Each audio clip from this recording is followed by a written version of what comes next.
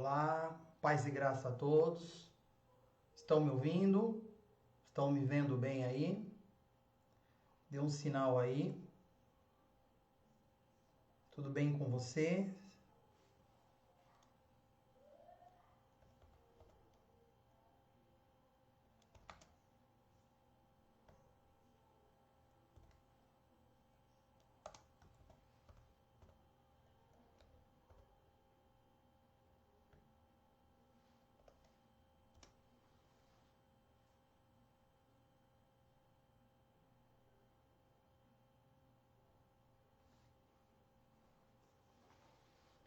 Vamos aqui aguardar um pouquinho.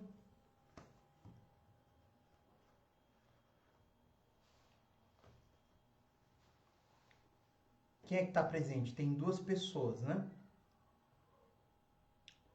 Quem é que está presente aí? Dá um joinha aí. Só um joinha. E nós vamos começar.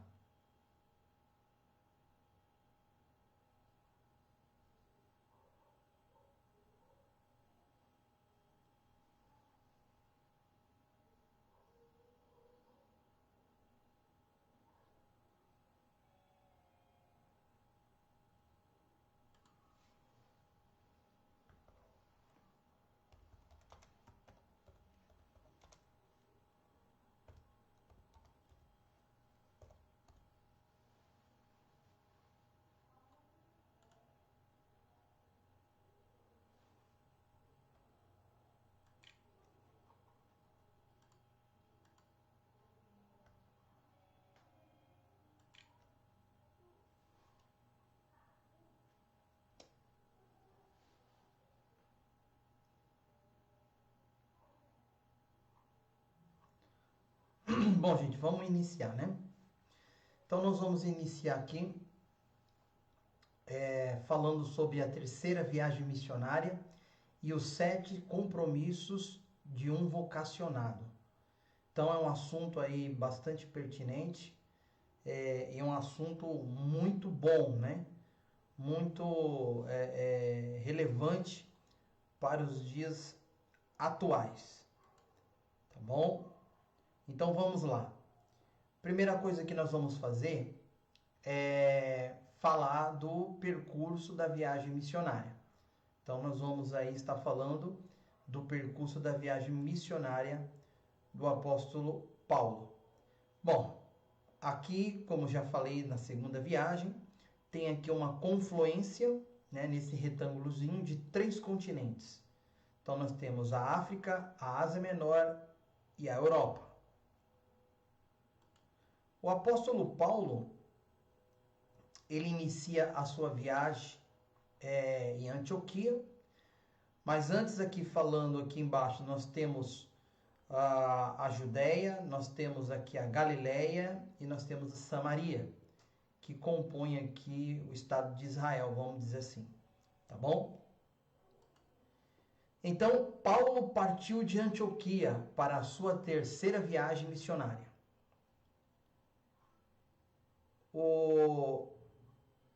Então está aqui no mapa, a cidade de Antioquia. O apóstolo Paulo ele parte daqui para ir para onde? O principal propósito do apóstolo Paulo é ir para a cidade de Éfeso. Então, a partir do capítulo 18 de Atos dos Apóstolos, nós podemos ali compreender ali 8:23, Atos 8:23, podemos ali compreender que ali é que inicia, né? Inicia a viagem missionária. Então, havendo passado ali algum tempo, saiu, atravessando sucessivamente a região da Galácia e Frígia, confirmando todos os discípulos. Então, Atos 18, versículo 23. Aconteceu que, estando Apolo em Corinto, Paulo, tendo passado pelas regiões mais altas, chegou a Éfeso e, achando ali alguns discípulos. Atos 19, versículo 1. Então vamos lá. A cidade de Éfeso era uma cidade também muito importante nesta época. Roma assume ali o controle de Éfeso por volta de 129 a.C. Roma permitiu que a cidade tivesse o seu próprio governante, né? A cidade de Éfeso tinha uma certa liberdade. O templo da deusa Diana, né? Ou também o templo de Ártemis para os gregos, e para os romanos era conhecido como Diana dos romanos. Possui aproximadamente, na cidade de Éfeso, 250 mil habitantes no tempo de Paulo. Cresceu em influência até se tornar a quarta maior cidade do Império Romano. Então, uma cidade de extrema importância. Nós temos aqui à minha direita, né, o Teatro Menor da cidade de Éfeso, com uma setinha aqui, né, em cima está aqui mostrando. Depois nós temos aqui o Centro Cívico. Então aqui, se tivesse festas, alguma coisa assim, que tem aqui ó, um quadradão, acontecia aqui nessa região. Mas no fundo você está vendo uma seta, era onde moravam as pessoas, onde ficavam as casas. Bom, depois das casas nós temos aqui no fundo a biblioteca e o centro comercial. Agora nós vamos dar um giro aqui nesse mapa. Nós temos essa seta aqui na lateral direita, que é para mostrar que a gente estava naquela região lá, né? Visualizando aquela região. Agora nós estamos aqui, que aí temos um panorama melhor do centro comercial, tá?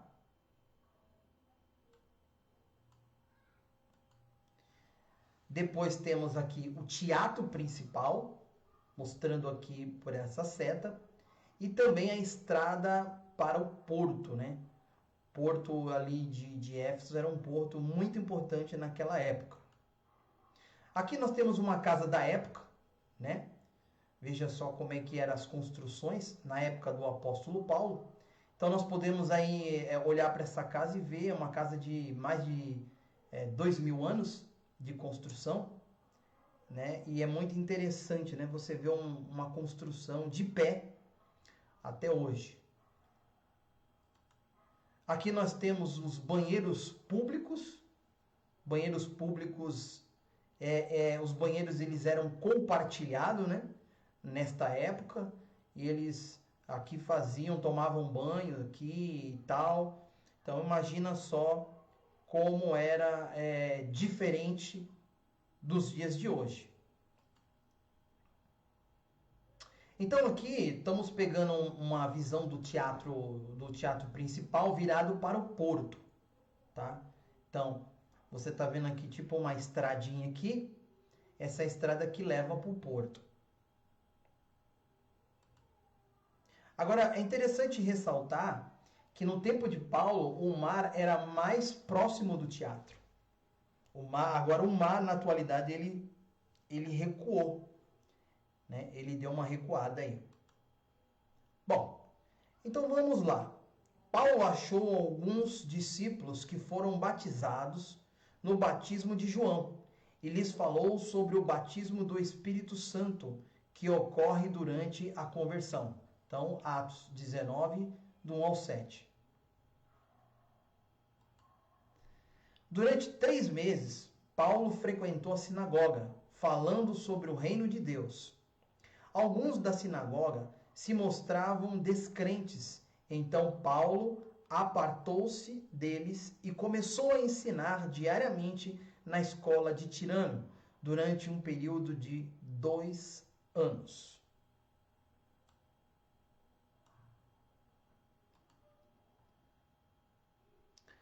Deste modo, todos os habitantes da Ásia ouviram a palavra do Senhor. Deus, pelas mãos de Paulo, fazia milagres extraordinários. Alguns judeus tentaram expelir um demônio em nome de Jesus a quem Paulo prega. Mas o espírito maligno lhes respondeu: Conheço a Jesus e sei quem é Paulo, Mas vós, quem sois? E o endemoniado foi para cima deles. Muitos do que creram vieram se arrepender publicamente, e os que praticavam artes mágicas queimaram seus livros.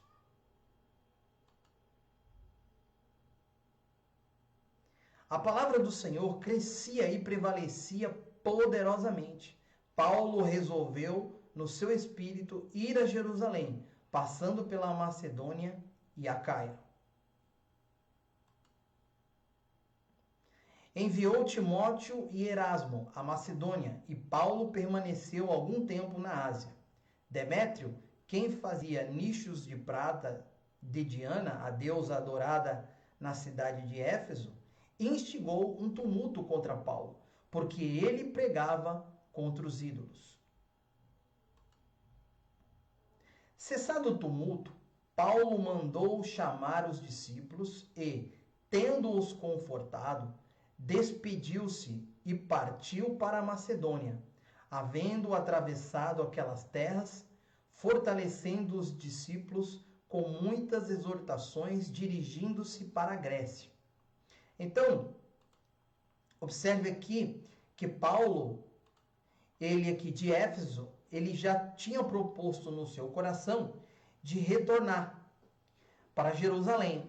Porém, ele fez um caminho meio que inverso aí, né? Podemos dizer assim, num sentido oposto.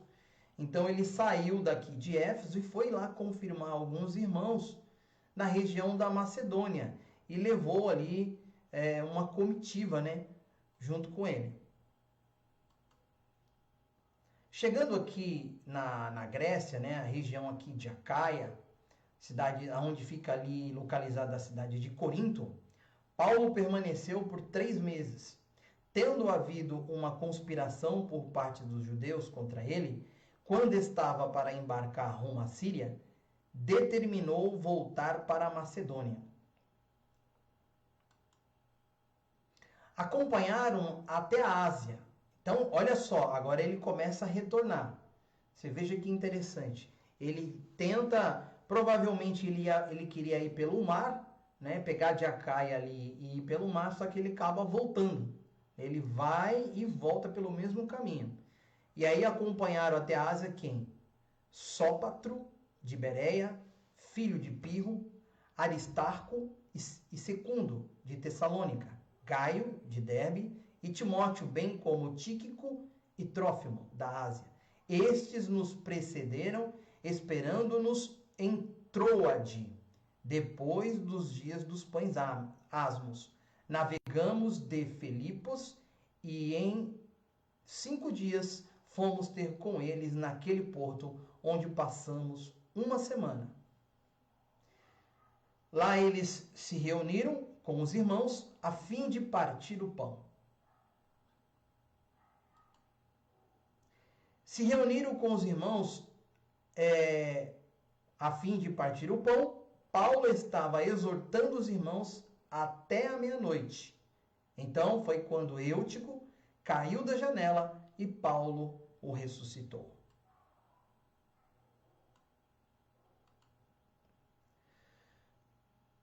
Nós, porém, prosseguindo, embarcamos e navegamos para Assos, onde devíamos receber Paulo, porque assim nos fora determinado, devendo ele ir para a terra.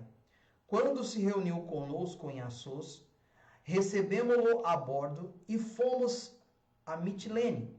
Dali, navegando no dia seguinte, passamos defronte de Quios. No dia imediato, tocamos em Samos e um dia depois chegamos a Mileto, porque Paulo já havia determinado não aportar em Éfeso, não querendo demorar-se na Ásia, porquanto se apressavam com o intuito de passar o dia de Pentecoste em Jerusalém, caso lhe fosse possível. Aqui nós temos a cidade de Mileto, né? Principal fonte de renda era o comércio marítimo. Aqui nós temos o teatro municipal, construída por volta de 400 anos antes de Cristo, tinha uma boa relação com Roma e a cidade prosperou até por volta do terceiro século depois de Cristo, quando a economia declinou, doenças se espalharem e o porto aterrou, cortando o comércio marítimo.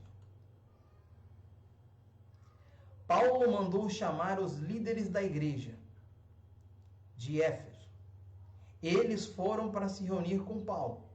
Paulo lhes falou que não veriam mais a ele.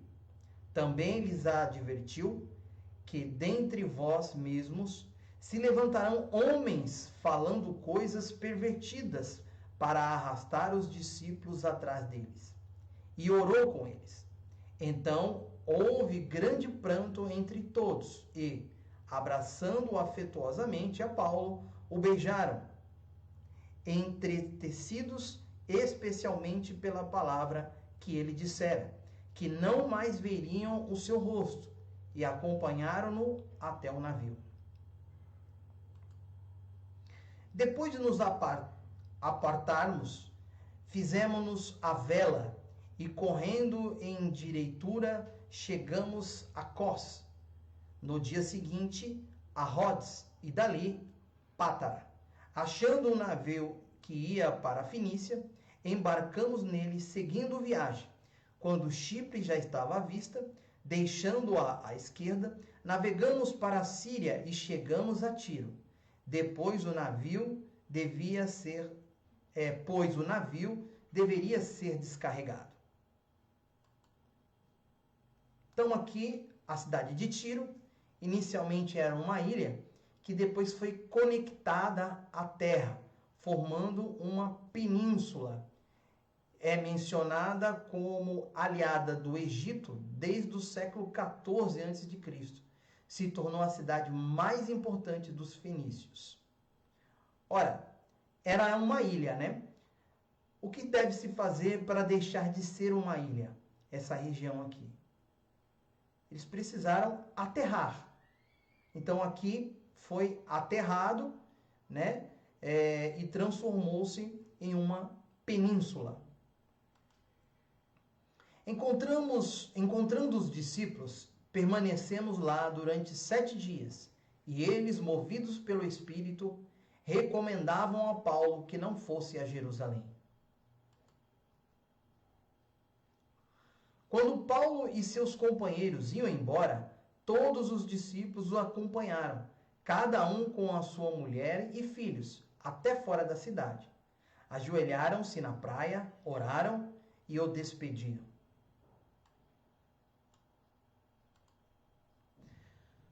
Quanto a nós, concluindo a viagem de Tiro, chegamos a Ptolomaida, onde saudamos os irmãos, passando um dia com eles.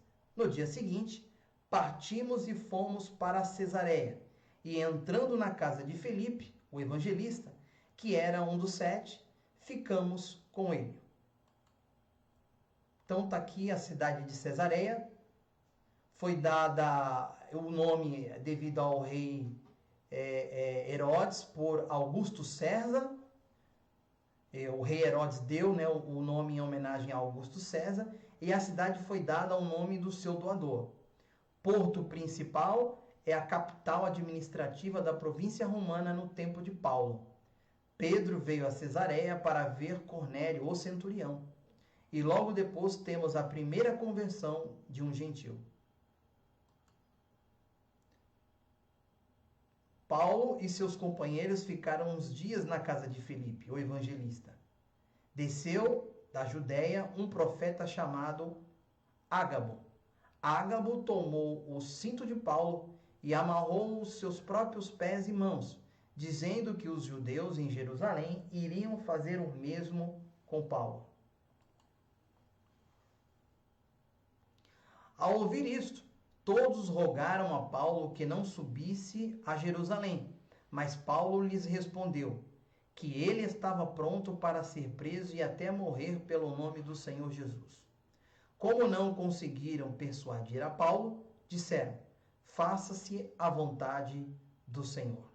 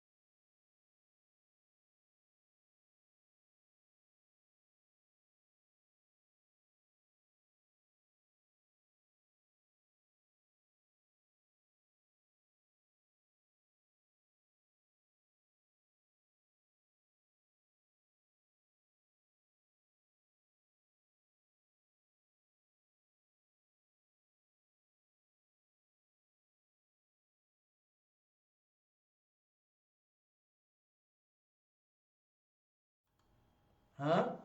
Vocês gostaram? Mergulharam nas cidades, foram lá, entraram lá em Éfeso, foram lá no teatro, entraram no teatro principal, visitou os lugares antigos, passou pela casa de banho, né?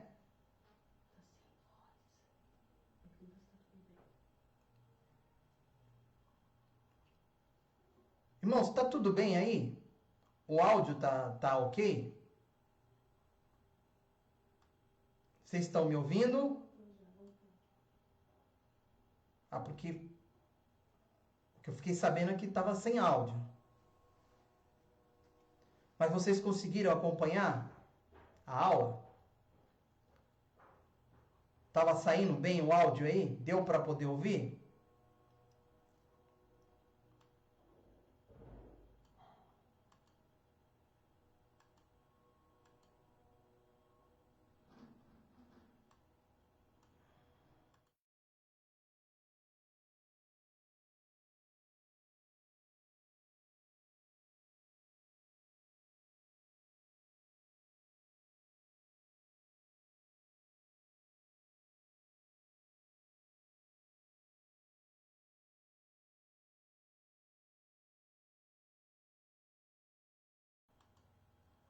Então vamos tirar aqui algumas lições práticas, né?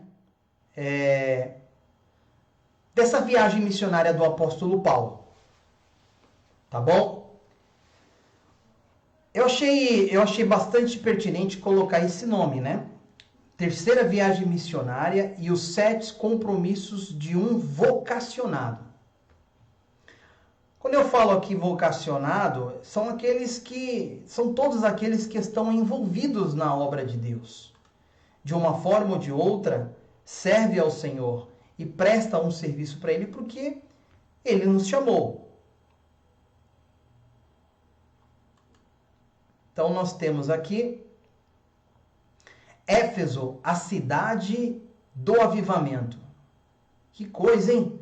Uma cidade que trouxe muitos problemas, mas também foi a cidade do avivamento. O apóstolo Paulo ficou ali durante 3 anos,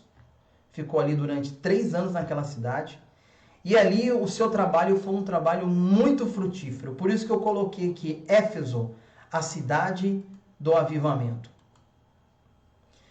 Então nós vamos aqui pontuar 7 acontecimentos aqui na cidade de Éfeso, que estão relacionados ao avivamento. Então, os novos convertidos, eles recebem um derramamento do Espírito. Atos 19, do 1 ao 7. Eles não conheciam o derramamento do Espírito Santo de Deus. E eles tiveram essa experiência. Muitos ali foram batizados, né, com o Espírito Santo. E então, isso daqui foi também um sinal de avivamento.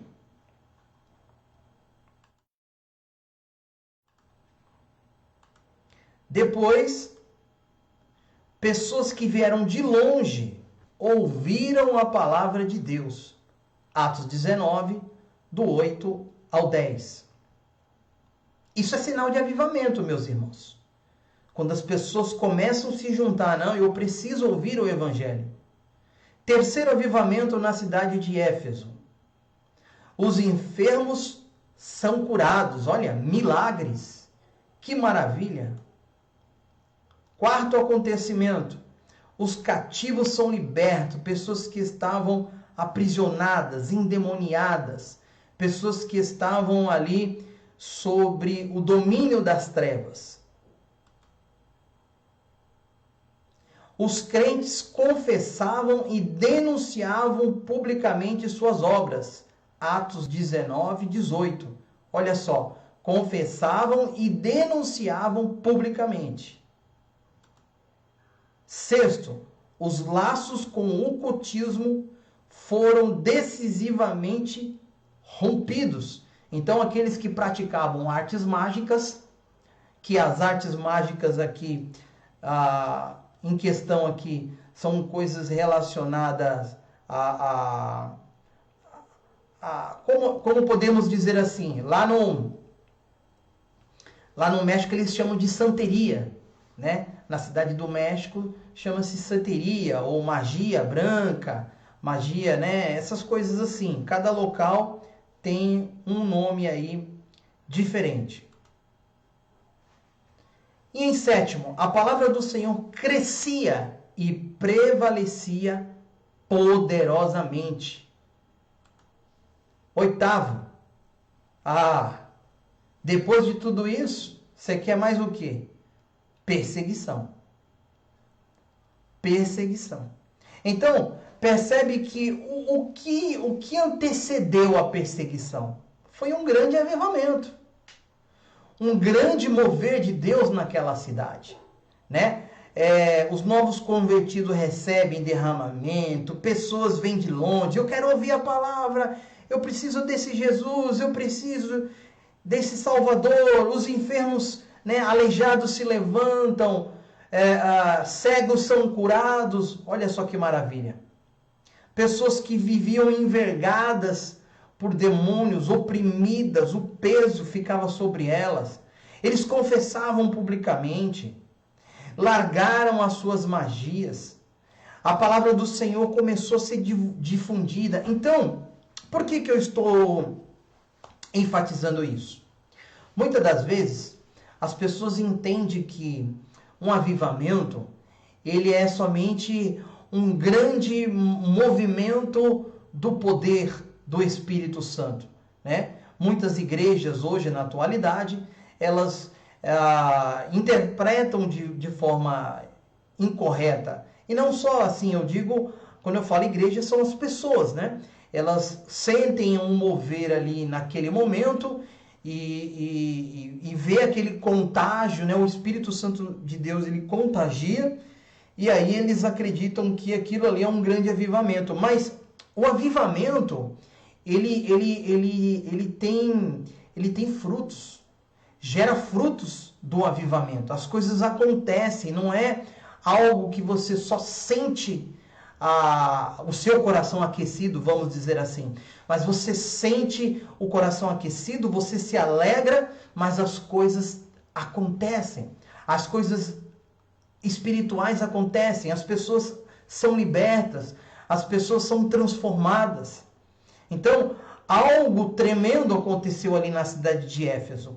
Mas, depois de tudo isso, aconteceu o quê? Perseguição. Sem dúvida nenhuma. Então, compromisso para os chamados e escolhidos, né? Nós vamos aqui fazer jus ao título, né? Falando sobre os 7 compromissos dos vocacionados, como eu coloquei aqui. E isso daqui é muito importante, porque todos nós, de uma forma ou de outra, estamos envolvidos na igreja. Quando nós somos membros de uma igreja, fazemos parte do corpo de Cristo, alguma coisa a gente serve, ou muitas das vezes até lideramos, né? Haja vista que estamos passando aí por um processo de votação de lideranças, né? E esse assunto também é bastante salutar com aquilo que está acontecendo. Então, o compromisso de Paulo, qual era o compromisso que ele tinha como um vocacionado? Primeiro, ele tinha um compromisso com Deus. Primeira coisa que uma pessoa tem que entender. O compromisso de Paulo era com Deus e não com a obra de Deus. Ora, eu estou usando aqui um trocadilho, você percebeu? Mas é um trocadilho que tem um sentido diferente. Então, servir a obra de Deus ou o Deus da obra? Como é que se dá esse negócio aí? Na verdade, nós temos que servir a obra de Deus, mas primeiro nós temos que servir ao Deus da obra. Mas por que eu estou falando isso?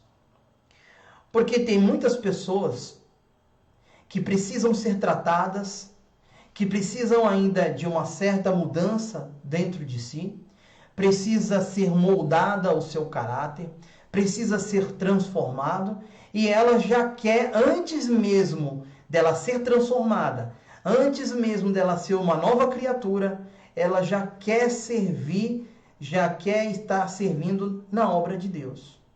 E aí, as pessoas começam a incorrer em sérios problemas, porque essa caminhada de fazer a obra de Deus sem estar servindo ao Deus da obra é uma caminhada muito fadigante, é uma caminhada muito difícil, porque você precisa estar revestido, você precisa estar revestida, você precisa estar cheio de Deus para poder depois servir a obra de Deus.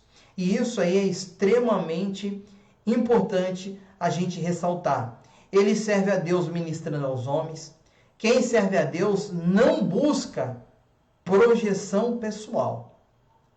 Ora, se a pessoa começa a servir a obra de Deus sem primeiro ela entender que ela serve o Deus da obra, ela pode mudar os seus objetivos, o objetivo do reino, o objetivo do evangelho.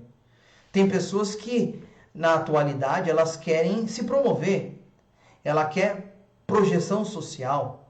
Quem serve a Deus não anda atrás de aplausos e condecorações. Quem serve a Deus não depende de elogios, nem desanima com as críticas. Quem serve a Deus não teme ameaças, nem se intimida diante de perseguições.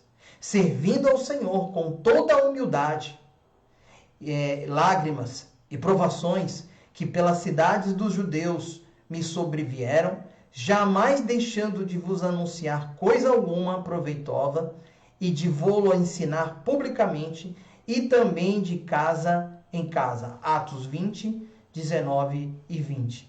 Então, em primeiro lugar, precisamos ter um compromisso com Deus.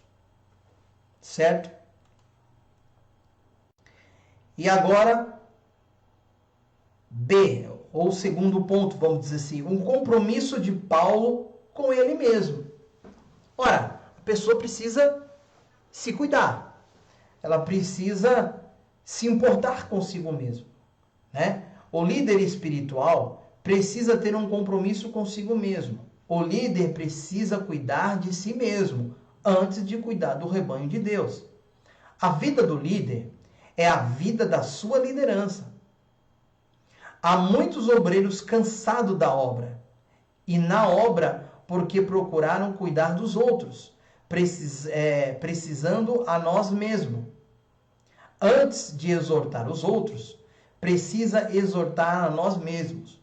Antes de confrontar os pecados dos outros, precisamos exortar a nós mesmos. O compromisso, agora aqui é o C, né?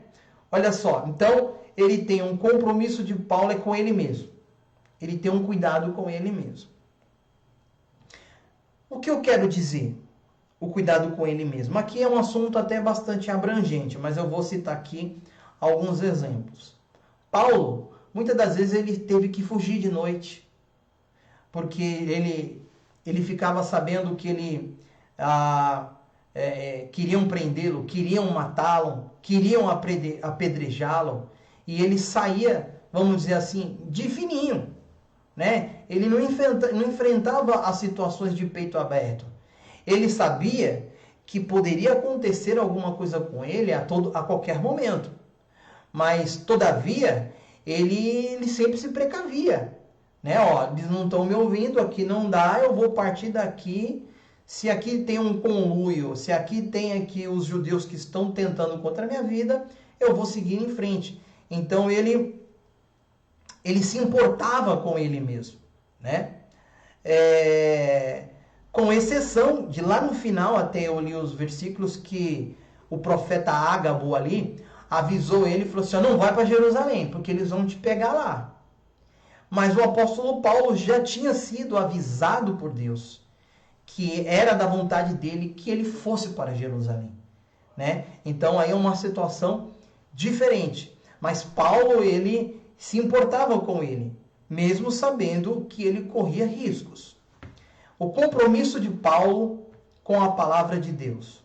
Paulo anunciou todo o conselho de Deus, porque jamais deixei, olha só o que ele diz aqui em Atos 20, 27, jamais deixeis de vos anunciar todos os desígnios de Deus.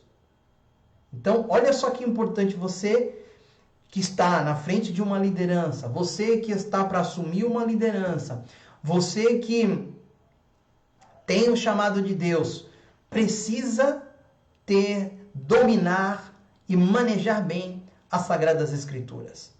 Então, o líder espiritual precisa ensinar a Bíblia e toda a Bíblia. Olha só. E nós, aí aqui eu coloco um adendo, né? E nós metodistas temos o compromisso com o quadrilátero wesleyano, que proporciona o equilíbrio em todo o ser. Você conhece o quadrilátero wesleyano?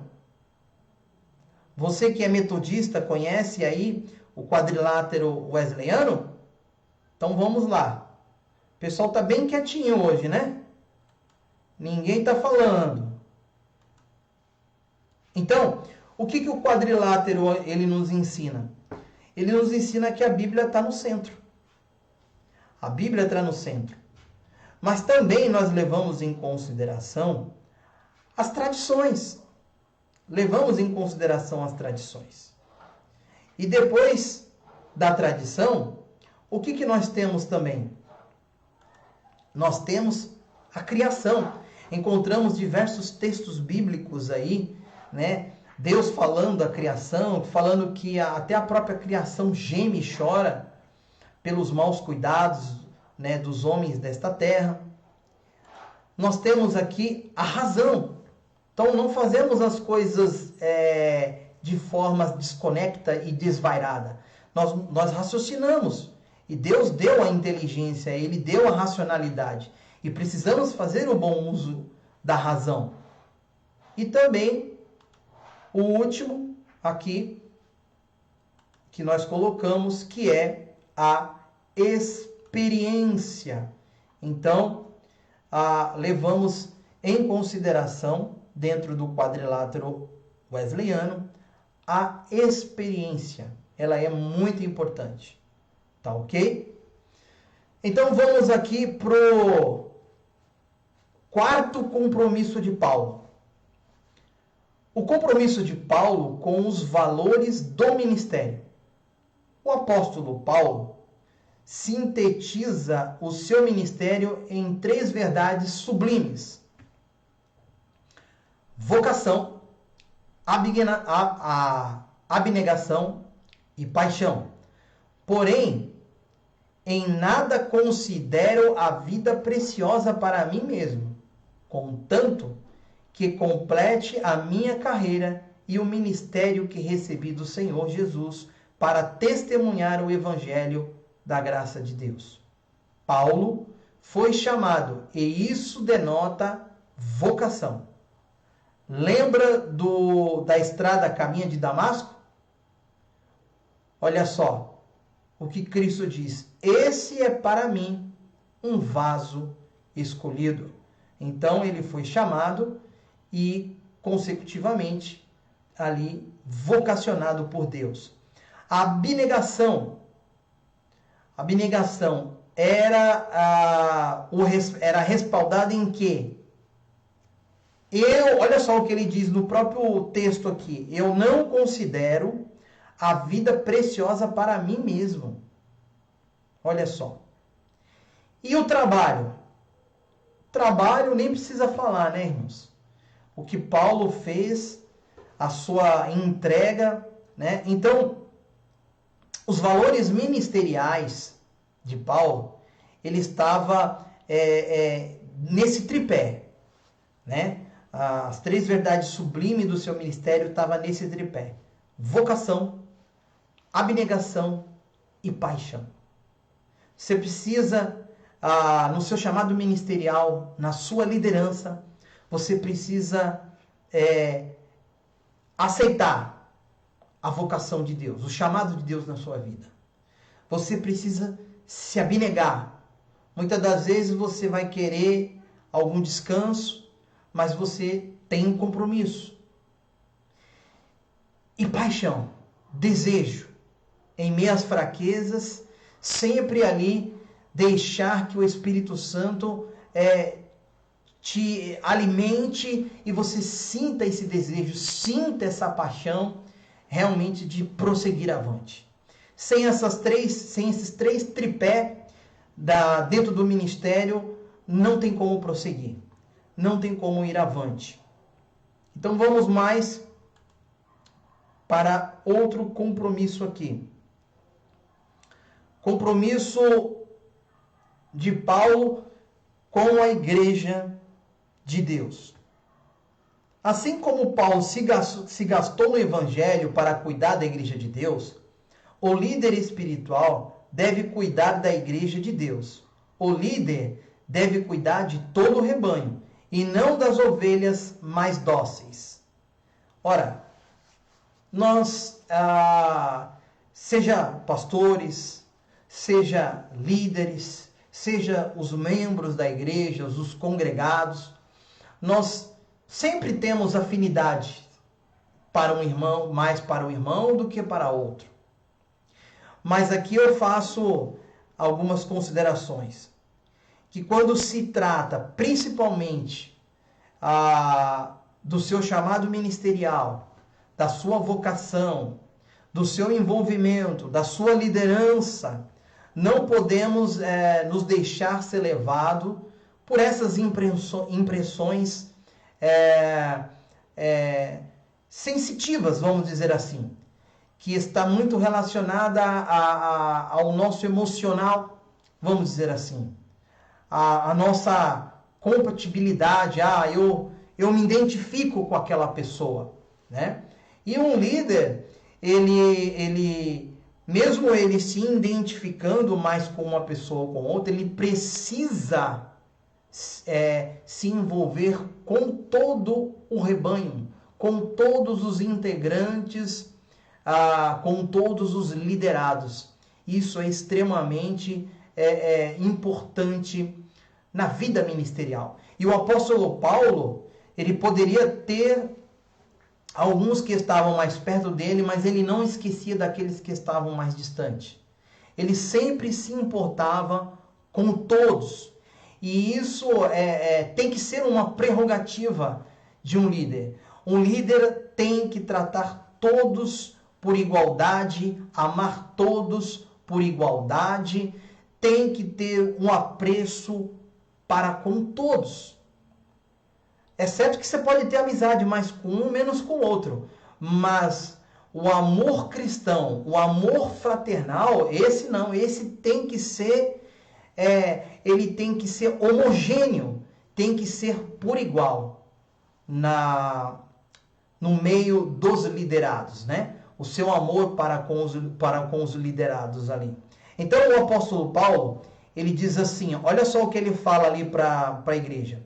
Portanto, eu vos protesto no dia de hoje, que estou limpo do sangue de todos. Olha só, não tenho que me preocupar, tá bom? Eu cuidei de todos vocês. Independente se tinha Pedro aí, independente se tinha pessoas mais, vamos dizer assim, mais afoitas, né? Por isso que eu citei o nome de Pedro, ou se tem pessoas mais tranquilas, pessoas mais calmas, mas eu tratei de todos vocês, tá bom? E ele diz assim,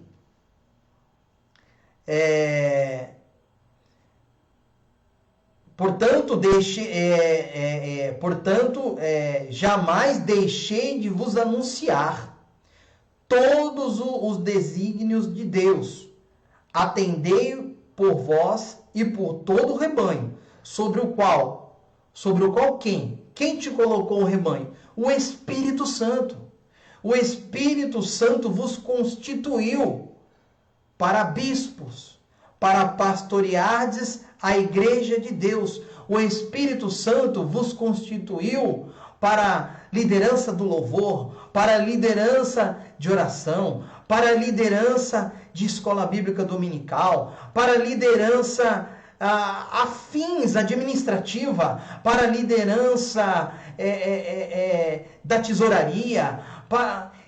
Existe uma infinidade de liderança dentro de uma igreja. Mas foi o Espírito Santo que te deu. Aqui o apóstolo Paulo, ele deixa isso bem claro. Foi dada por Deus. E Deus não trata ninguém com indiferença.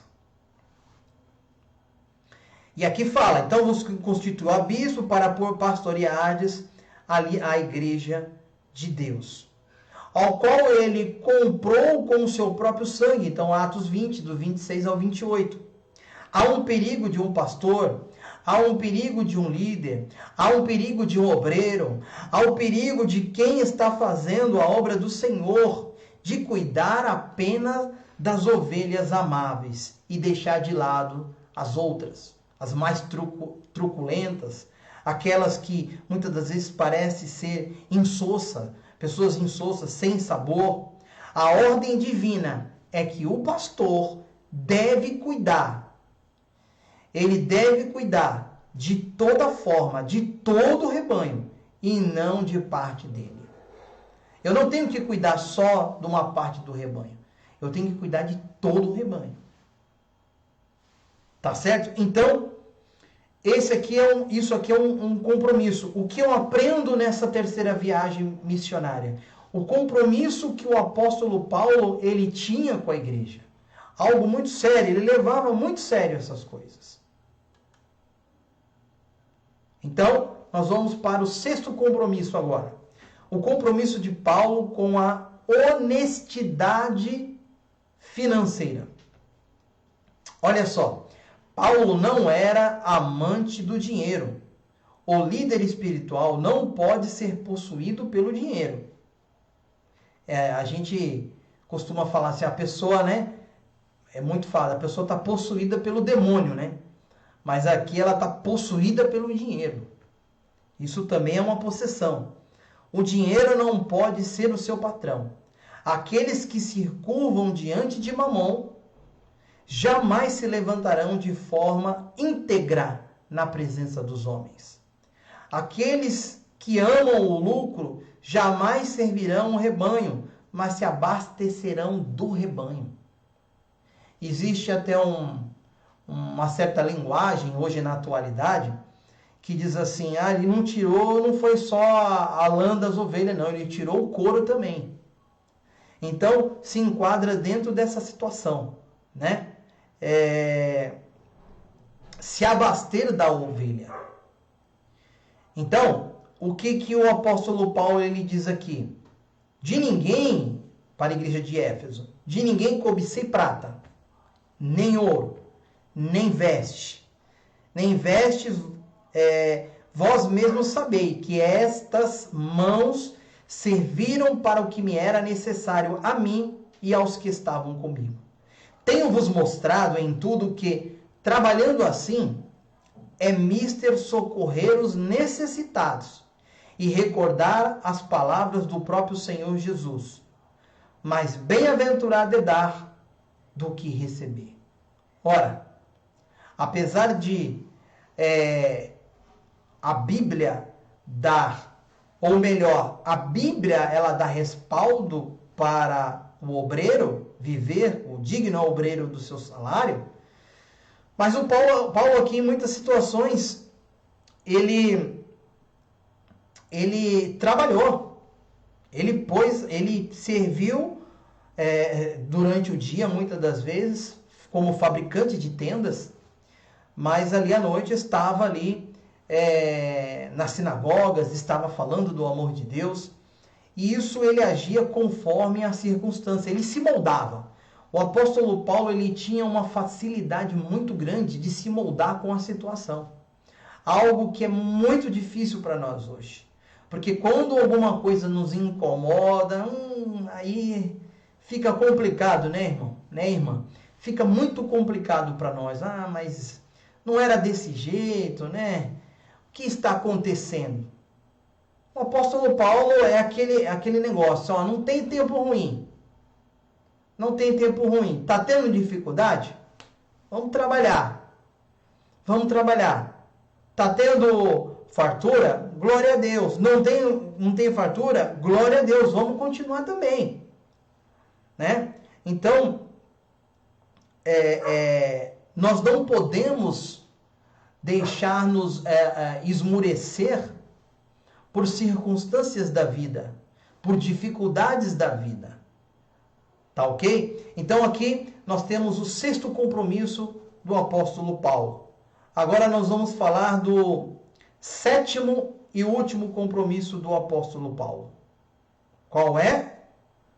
Compromisso de Paulo com a afetividade. Afetividade. É óbvio que tem pessoas que são mais, nos seus relacionamentos, ela é uma pessoa mais tranquila, vamos dizer assim. Ela é uma pessoa que muitas das vezes não expressa o seu sentimento.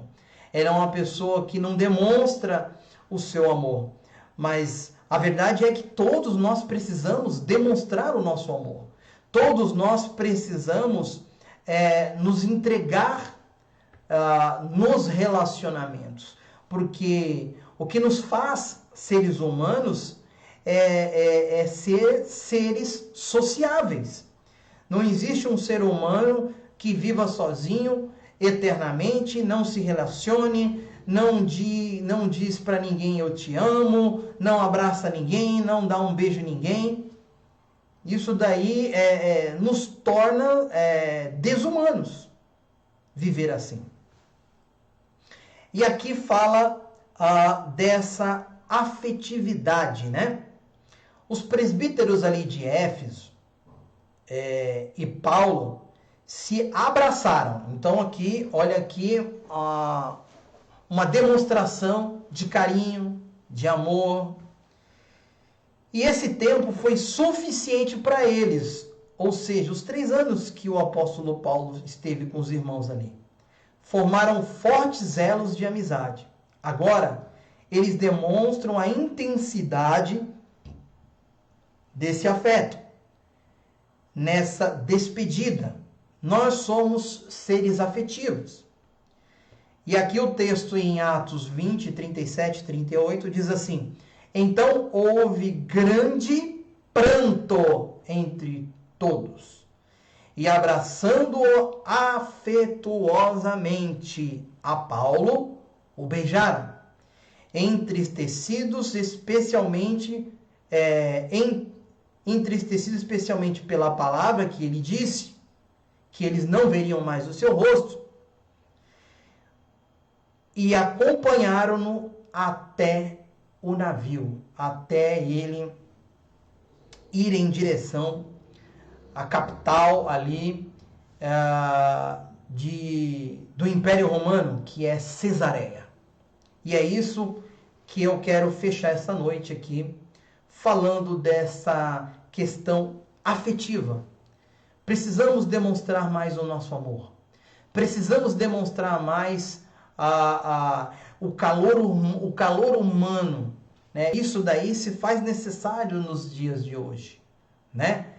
É óbvio que agora, nesse tempo de pandemia, nós estamos percebendo até mais a necessidade de nos abraçar, a necessidade de nos beijarmos, a necessidade de estar perto, de estar junto, de sentir aquele calor humano. Haja vista que nós não estamos frequentando os nossos cultos, e muitas igrejas no Brasil todo ainda também não voltou.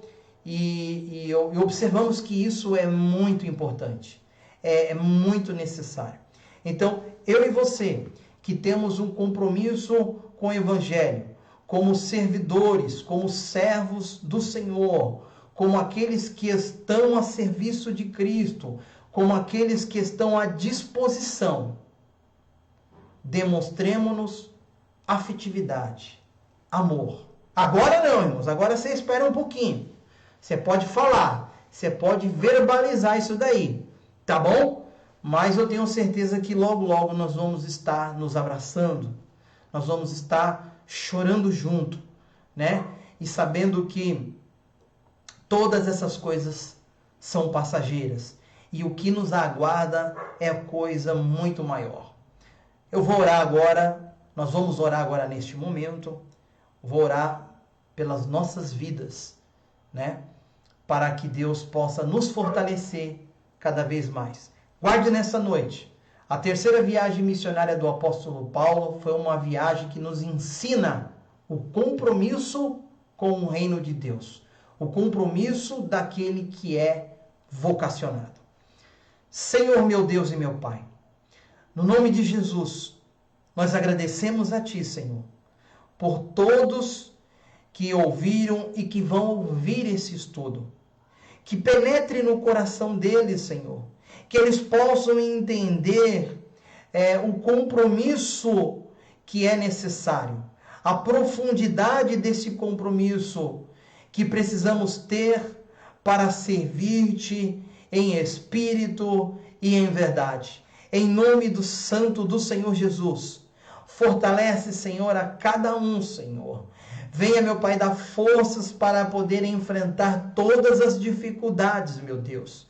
No nome de Jesus, Senhor, eu te peço por cada irmã, por cada irmão, para a honra e a glória do nome de Jesus.